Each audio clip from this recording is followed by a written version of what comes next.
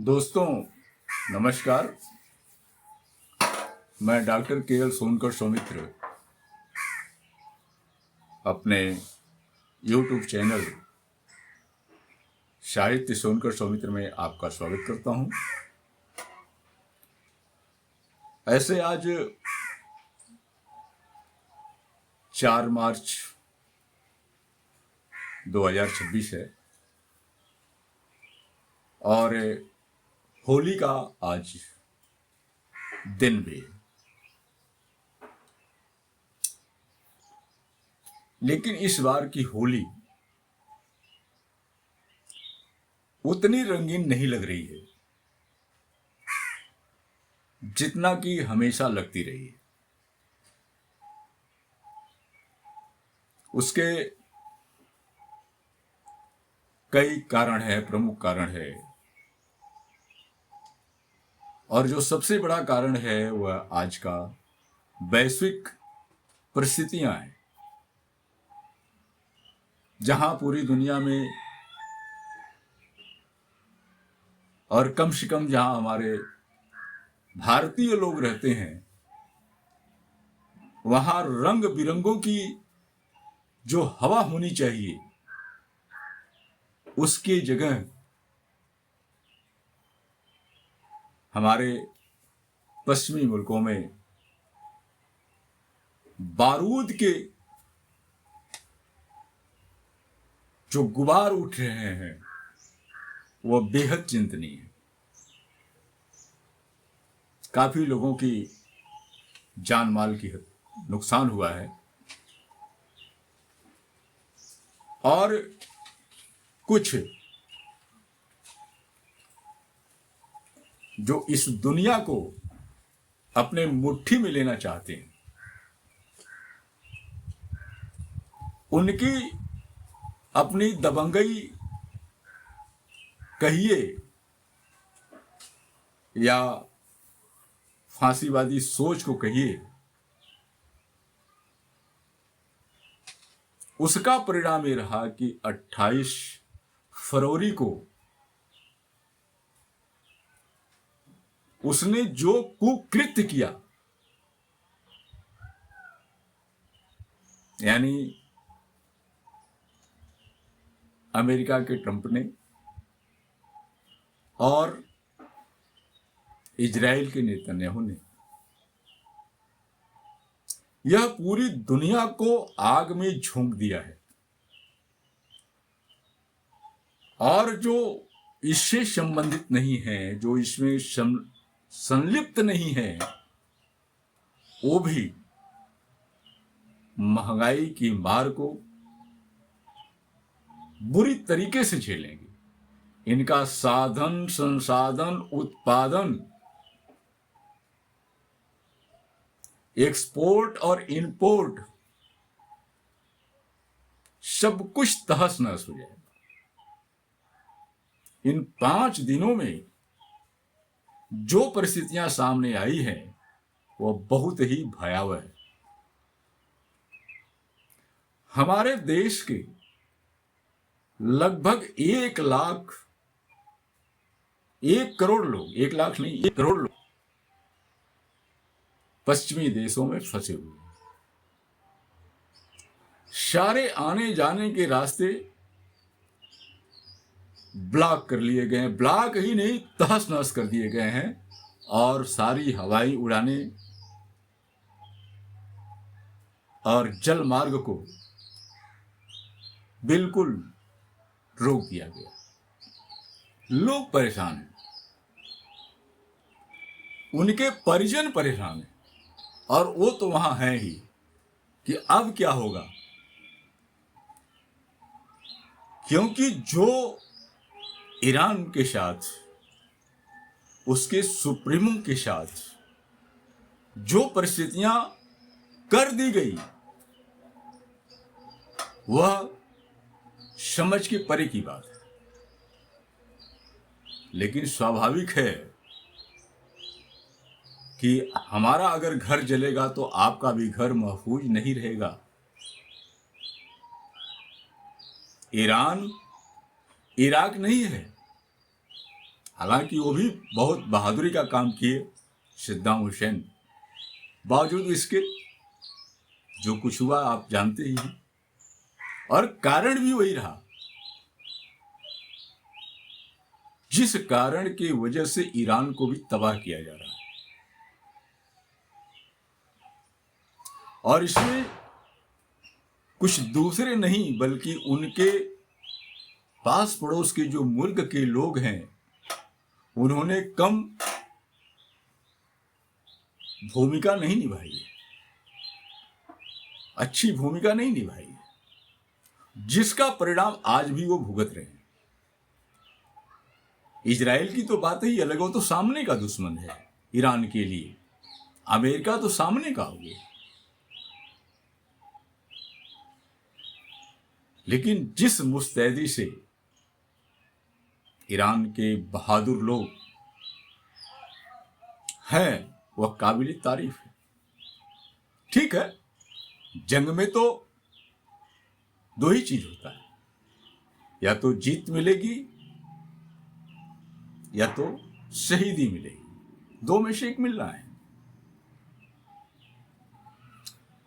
बावजूद इसके जो हमारी भारतीय परिस्थितियां हैं, भारतीय राजनीति है,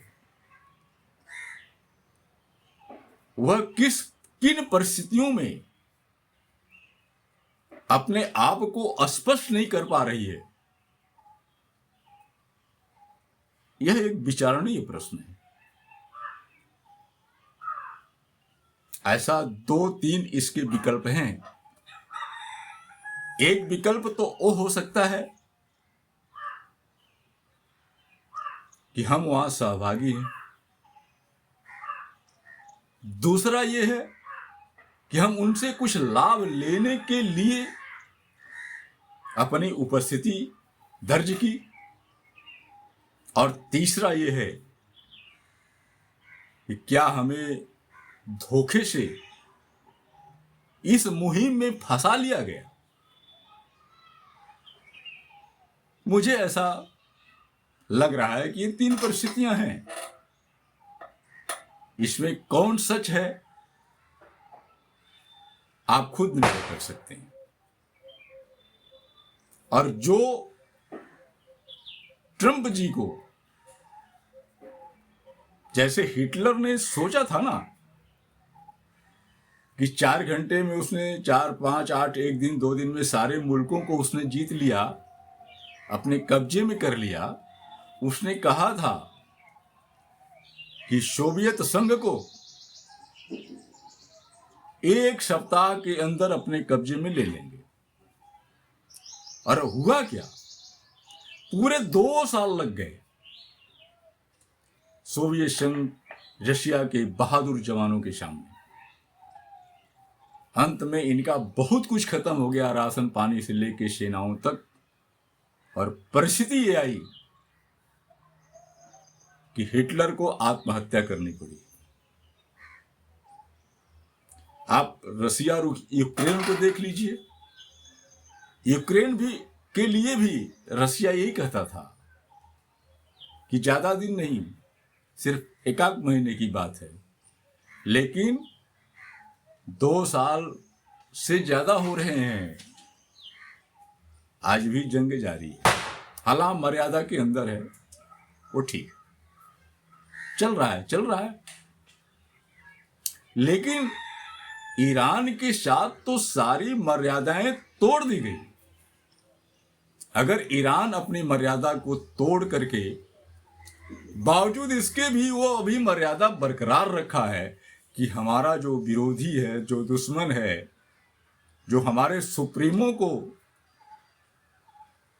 ले लिया, हम उसी को निशाना बनाएंगे, चाहे जिस देश में उसकी सेना है या उसके